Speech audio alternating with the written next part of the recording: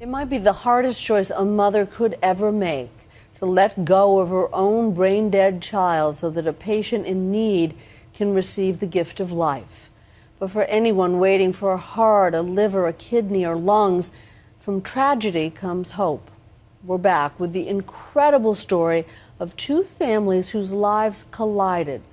A lung transplant has saved Lyndsey McLaughlin's life, but she says she can't rest until she knows who saved her. For Lyndsey McLaughlin, a new pair of lungs means a new chance at life. But whose death allowed her to live? See ya. The question gnawed at her. And all I knew was he was 18 and he was male. Usually that's all she'd ever have known. But Lyndsey was determined to get an answer. At Lyndsey's request, the New York Organ Donor Network contacted the donor's family. They also wanted to meet because they too had a story to tell. Adrian Rodriguez was a real charmer, a high school senior, a beloved only son, and a darn good cook. The next thing I'll do is, again, I'm gonna grab my tablespoon. He had nothing much to his name, except that outsized talent. His passion was mostly cooking. That's where the food and money is. His mother says he thrived at the Marta Valley High School on Manhattan's Lower East Side. It was a long commute from home in the Bronx, but well worth it. Mimi Fortunato was the school principal. Well, the first time I met Adrian, he bounced into my office with a tray of pastries in one hand and beautiful cucumber salad in the other and said, "Good morning, Miss Mimi. I am Chef Adrian." And I thought he was the culinary arts teacher. Adrian created his own cooking show, recorded in the school's teaching kitchen. And I'm gonna take a rag, because I don't want to burn myself. Adrian, when you saw him, he was always in his chef outfit, in black pants, always. Dexter Hannibal, the school's college advisor, helped Adrian apply for scholarships to culinary schools. He says, "So you won't have to put these applications for me. I'll do it on my own." He really went out there and made this for himself. Adrian had his eye on the future. Very delicious. Very delicious. He was a young man who really committed himself to this dream of being a professional chef, but also to this absolute generosity of spirit that said, "I am here, world. Let me know what I can do for you." April 1st, 2011, Adrian Rodriguez was leaving for school. Adrian was running to school, excited about the day, wearing new shoes, shiny shoes, and he slipped on the subway platform. A slip, and as the train pulled in, he fell. The train clipped his head. And the police called the school and asked for the principal. And the police officer said, "Is Adrian Rodriguez your student?" And my heart stopped.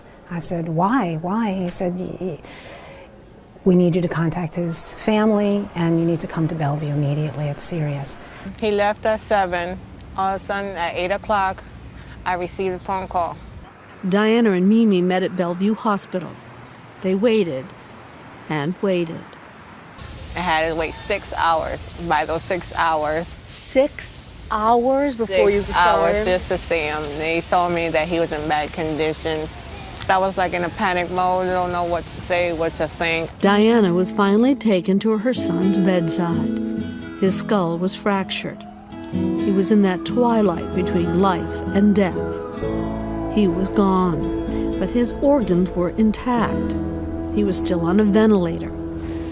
It didn't look like my son. He was all in these tubes, and it was cold. And I was holding him, talking to him. "You remember me, Adrian. Can you please come back to me? Adrian, what happened?" At 10 p.m., Adrian was declared brain dead, and his mother was asked about donating his organs. And I was like, no, it's not time yet. He's just 18. He's just a kid. He's just starting out. We spoke about what it would be like without Adrian and what it would be like without Adrian, but with his heart beating in someone else's body. In the end, Diana made the only decision she felt she could. He loves to share, he loves to give back. And if he has that last candy, he'll give it up. I said, look, I'm gonna do it for you, Adrian. One mother's loss would save another mother's child. All I could think of that day was how lucky we were and how unfortunate she was. I mean, as a mother, I just can't imagine how she felt that day. And we were just so grateful, and somehow I just hope she knew how grateful we were and that her son saved my daughter's life. But the circle was still not complete. They needed to meet. What do you say first? Do you say, I'm sorry for your loss? Do you say, thank you so much, you have no idea how much you've changed my life? Because I don't want to put it in her face how amazing my life is and how great I'm doing, because her son's not here anymore, and that stinks. It's crazy for me to think that like she can literally put her hands here and you can feel him, it's him breathing. I mean, I'm breathing with him. It wasn't just Diana and Lyndsey who share an unbreakable bond. Mr. Medrin developed cancer in the left kidney. And 3 other people as well. One who received Adrian's heart, another his pancreas, a third his liver. Together they make a new kind of family photo. 1, 2, 3. Well, I like to hear like all the stories about him, and not that I wasn't trying to live up to it before, but now I feel like I have an even higher bar. And some new goals too.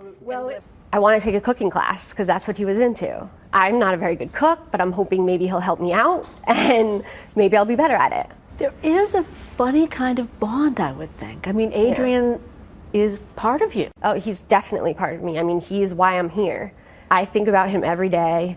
When I went snorkeling, I literally was snorkeling and going like this, can you believe we're here? Can you believe we're doing this? Like, I'm here because you did this for me. Like, how cool is this? And on this day when we each count our own blessings, remember Diana and Lyndsey and Adrian too, and what it is possible to give one another.